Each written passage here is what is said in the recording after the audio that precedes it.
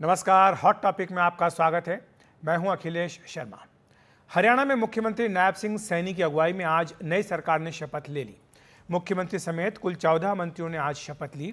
लोकसभा में बहुमत के आंकड़े से चूक गई बीजेपी ने इस मौके का शक्ति प्रदर्शन के तौर पर इस्तेमाल किया।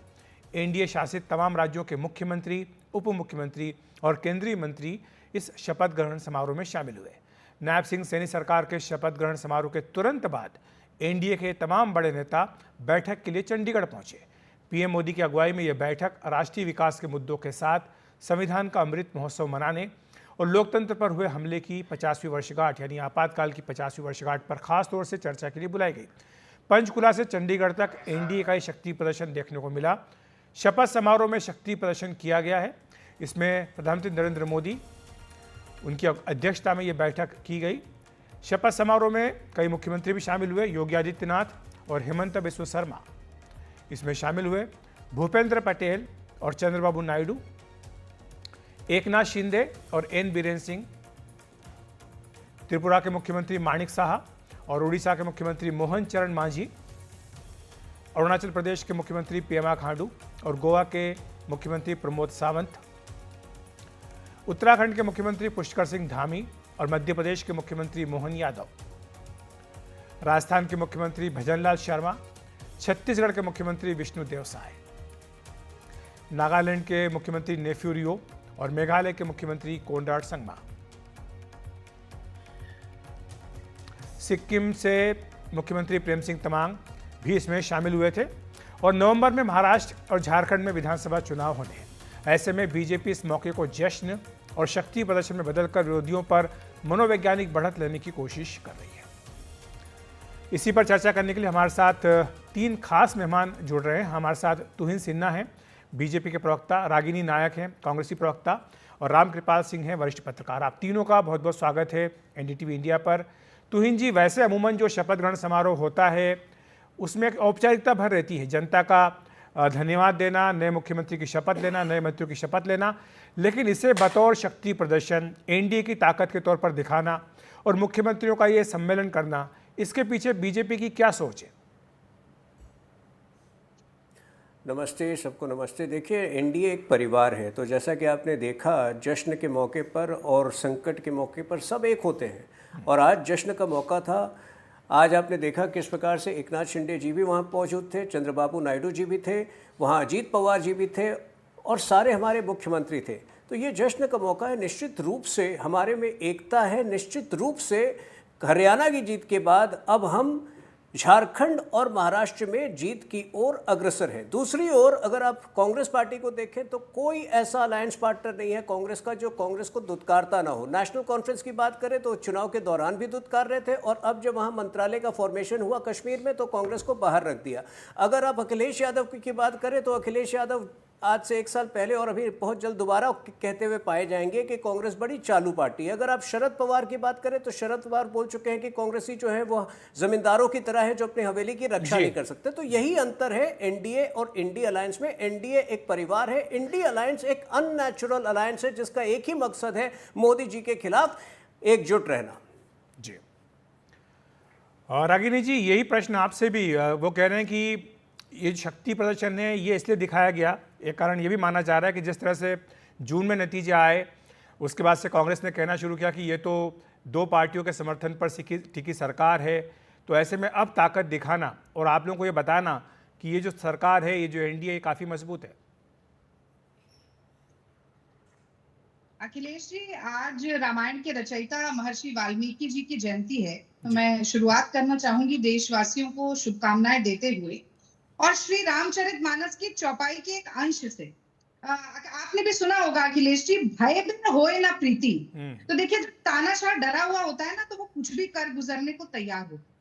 और आपने बिल्कुल ठीक कहा कि पहली बात तो ये कि 1/3 प्रधानमंत्री टीडीपी और जदयू की बैसाखी लेकर जो खड़े हुए हैं, अव्वल तो उन्हें खुद अपने गिरने का डर है, और फिर महाराष्ट्र और झारखंड में जो हार विधानसभा चुनाव की सुरसा की तरह मुंह बाय खड़ी है, उसका डबल डर है। तो ये जो डबल शॉट डर का लगा है ना, यही कारण है कि अब प्रेम, मिलाप, प्रीति, भाईचारा ये सब एनडीए को गठबंधन के दिखाने की जरूरत पड़ रही है। वरना मैं जानना चाहती हूँ, मुझे लगता है भाजपा के प्रवक्ता को भी मालूम नहीं होगा, 1998 में एनडीए गठबंधन का गठन हुआ मई के महीने में। पिछले साल उसकी 25वीं वर्षगांठ थी। अरे महोत्सव, जलसा, गान बजाना, तमाशा करना तो छोड़ दीजिए, पता भी नहीं चला किसी को, क्योंकि तब तक तो नॉन बायोलॉजिकल स्वयंभू मोदी जी एक अकेला सब पे भारी की बीन बजा रहे थे।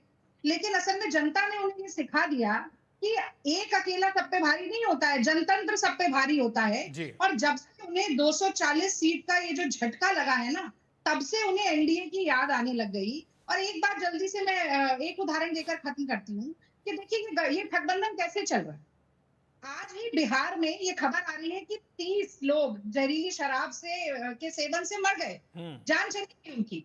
और वही टीडीपी, वहां चंद्रबाबू, तो मतलब नीतीश बाबू के यहाँ पर जहरीली शराब से मर रहे हैं लोग, और टीडीपी वहां घोषणा कर रही है कि 99 रुपए में अंग्रेजी दारू, देसी दारू, हर तरीके की, हर ब्रांड की शराब ले जाइए।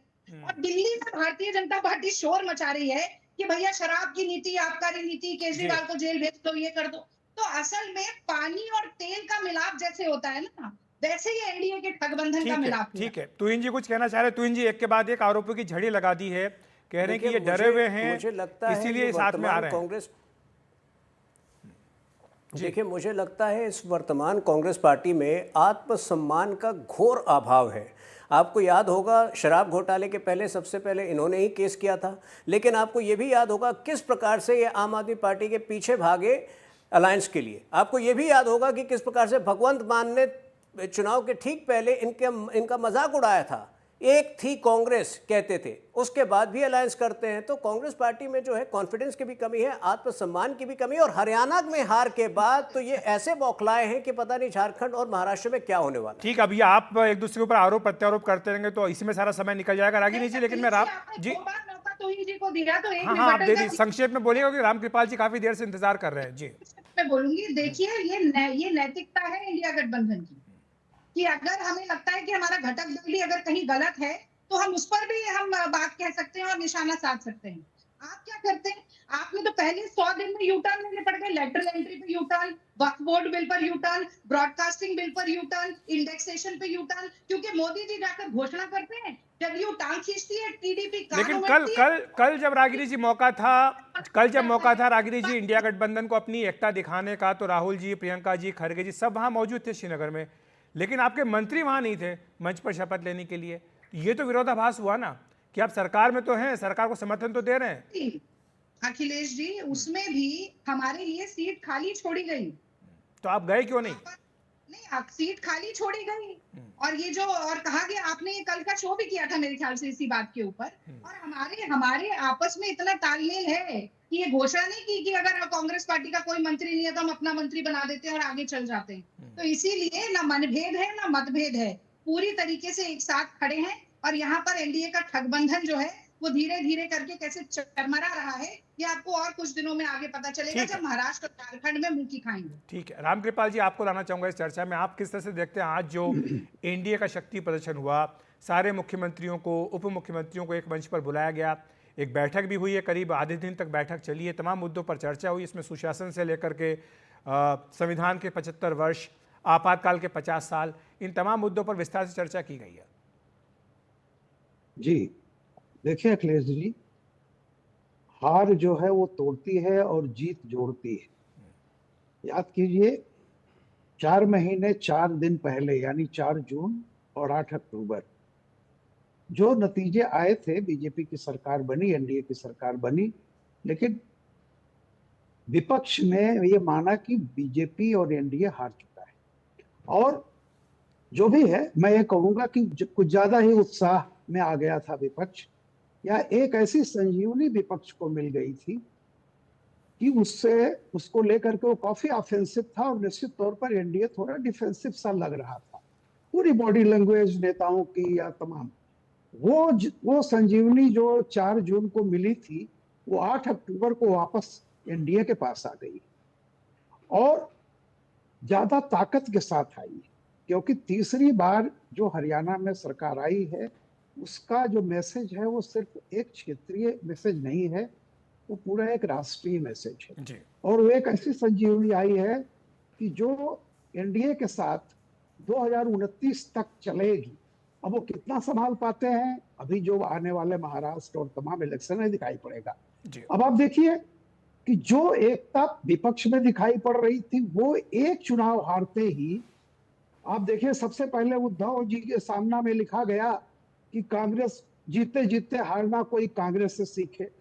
टीएमसी ने अपनी तरफ से कहना शुरू किया कि कांग्रेस गलत है, यानी उनके एलाइज ही उन पे हमलावर हो गए। एनडीए के लोगों की तो बात छोड़ दीजिए, इंडिया अलायंस के एलाइज ही कांग्रेस पे हमलावर हो गए। जी। तो बिशन सिंह बेदी कहते थे कि हारे हुए कैप्टन की हर रणनीति गलत मानी जाती है। तो वो हालत आज विपक्ष की है और निश्चित तौर पर आने वाले समय में, जैसा मैं कह रहा हूं, जो पॉलिटिकल सोशियो पॉलिटिकल इकोनॉमिक जो परिदृश्य दिखाई पड़ रहा है उसमें निश्चित तौर पर आज की तारीख में बीजेपी या एनडीए का अपर हैंड है।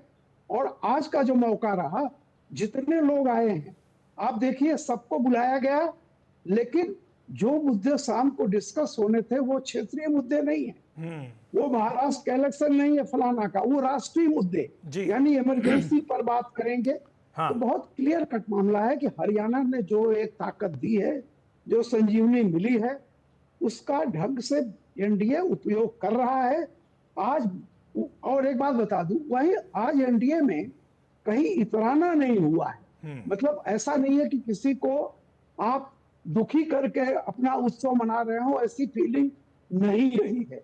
जबकि कोई दुखी नहीं है। देखिए रागिनी जी भी मुस्कुरा रही है बीच बीच में, कोई दुखी तो मुझे दिख नहीं रहा है। बहरहाल रामकृपाल जी मैं आपको रोकूंगा, एक छोटा सा ब्रेक लेंगे हम, और जो बात आपने हरियाणा की कही है, हरियाणा के ऊपर भी चर्चा हम करेंगे, लेकिन एक छोटे से ब्रेक के बाद वापस हाजिर होते हैं। आप हमारे साथ बने रहिए।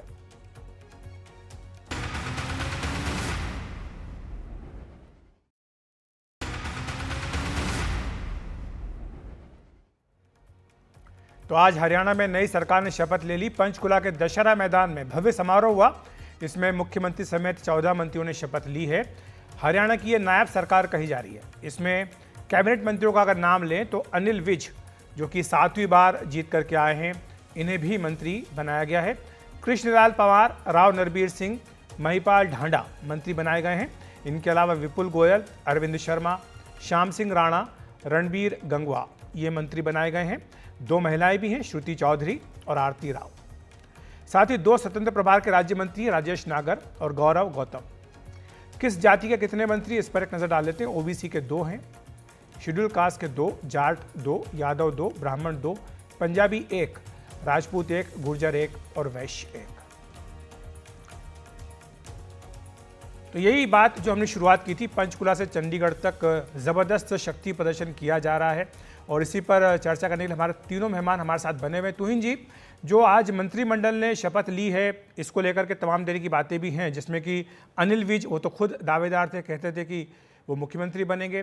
कैसे उनको मनाया गया, क्योंकि वो पहले भी अपने जो तेवर है, नाराजगी वो दिखा चुके थे। देखिए, हमारी पार्टी में दायित्व महत्वपूर्ण होता है, डेजिग्नेशन या पोजीशन महत्वपूर्ण नहीं होता है। यहाँ अशोक गहलोत और सचिन पायलट की तरह रोज़ आपको सड़क पर लोग लड़ते हुए नहीं मिलेंगे।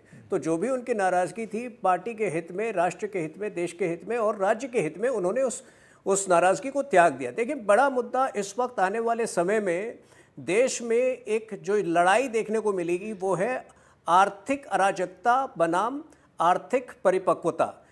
आपने देखा है किस प्रकार से जो 3 राज्य कांग्रेस पार्टी को मिले हैं, हिमाचल, तेलंगाना और कर्नाटक, वहां किस प्रकार से फर्जी प्रोमिसेस के जरिए उन्होंने आर्थिक बदहाली मचाई। और वहीं आप देखिए महाराष्ट्र का मॉडल, महाराष्ट्र के मॉडल में पिछले 3 महीनों में 1 लाख करोड़ के जन कल्याणकारी योजनाओं की भी घोषणा हुई। लेकिन वही महाराष्ट्र राज्य जो है एफडीआई में नंबर 1 पे है, 70,000 करोड़, अर्थात 54% ऑफ टोटल एफडीआई जो देश में आया है पहले तिमाही में 2025 में, वो महाराष्ट्र में आया है। तो एक तरफ आर्थिक परिपक्वता का मॉडल है, दूसरी तरफ लोग कतरा रहे हैं कांग्रेस को वोट देने से, क्योंकि उनको पता है कि उनके राज्य का भी वही हाल होगा जो हिमाचल का, तेलंगाना का और कर्नाटक का। ठीक है रागिनी जी, लेकिन जो समस्या है कांग्रेस के भीतर भी खत्म होने का नाम नहीं ले रही। अगर वहां अनिल विज की प्रॉब्लम थी बीजेपी की, तो यहाँ पर आज अजय यादव जी ने इस्तीफा दे दिया, और शैलजा जी और हुड्डा साहब के बीच में अभी भी सुनने में आ रहा है कि तकरार बनी हुई है कि एलओपी कौन होगा, किसका एलओपी होगा।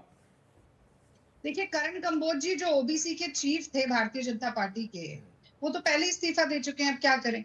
महादेव जानकर, आपको अखिलेश जी पता है कि नहीं जानती, राष्ट्रीय समाज पार्टी जो महायुति गठबंधन का हिस्सा है, उनके राष्ट्रीय अध्यक्ष ने भी आज इस्तीफा दे दिया है। तो इस्तीफों की झड़ियां तो लगती रहेंगी। मैं एक इससे इतर बात पर जरूर कहना चाहती हूँ, ये क्या बात कर रहे हैं। देखिए, महाराष्ट्र में बड़ा ये फाइनेंशियल इंडिपेंडेंस है और बड़ा फाइनेंशियल कैपिटल है, उसके बावजूद लोकसभा में क्या रहा, 29 सीट पर भारतीय जनता पार्टी लड़ी, 17 सीटें हारी, डबल डिजिट में भी नहीं पहुंच पाई, 9 सीटों पर सिमट कर रह गई। टोटल 48 में से 17 सीटें आई एनडी गठबंधन की। कांग्रेस पार्टी 17 सीटों पर लड़ी, 13 सीटों पर जीती, सिंगल लार्जेस्ट पार्टी के रूप में खड़ी है वहां पर। तो इसीलिए आप ज्यादा गाल मत बजाइए। और एक बात और मैं आपसे जल्दी से कह दूं, देखिए, कंस्ट्रक्टिव क्रिटिसिज्म होनी चाहिए। निंदक नियरे राखिए आंगन कुटी छबाए, बिन पानी साबुन बिना निर्मल करे सुभाए। तो ठीक है, हमारे गठबंधन के साथी अगर हमारी किसी गलती को सामने रखते हैं, हम उस गलती से सीखते हैं और आगे बढ़ते हैं। आपकी तरह थोड़ी अंगूठा टेक राजनीति चल रही है मोदी जी की, माई वे और द हाईवे। उसी माई वे और द हाईवे के कारण आपको जमीन पर पटकने का काम जनता ने किया है।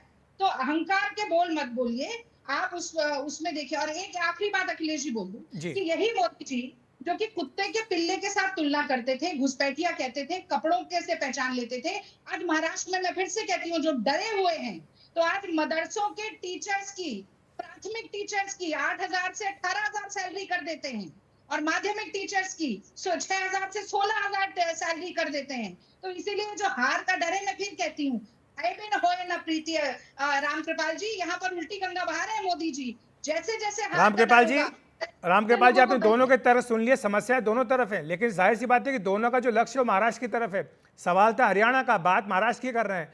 तो हरियाणा से महाराष्ट्र तक का जो रास्ता है, आपको लगता है कि क्या, किसका आसान हुआ है, किसका मुश्किल हुआ है? देखिए, मैं ये कह रहा हूं कि एक बात तो हरियाणा के चुनाव ने बता दिया है कि किसी तरह का ओपिनियन पोल या एग्जिट पोल, इन पर भरोसा मत कीजिए।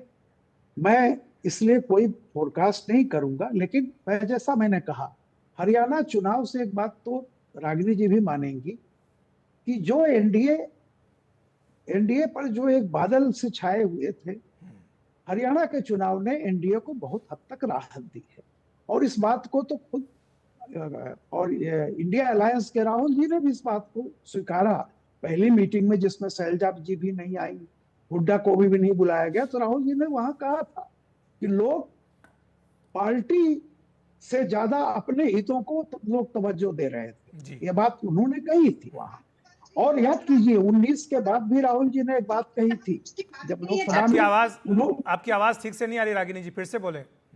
अखिलेश जी, मैं कह रही हूँ कि 2 राज्यों में चुनाव हुए, एक राज्य में कांग्रेस हारी, एक राज्य में हमारा गठबंधन जीता, लेकिन परिदृश्य ऐसे बनाया जा रहा है कि जैसे भारतीय जनता पार्टी। लेकिन जो कांग्रेस की स्थिति रही है जम्मू कश्मीर में, उस पर तो हम बहस कर चुके हैं, खुद उमर अब्दुल्ला उससे नाखुश थे। एनीवे, लेकिन अभी समय समाप्त हो गया। रामकृपाल जी, माफी चाहता हूँ।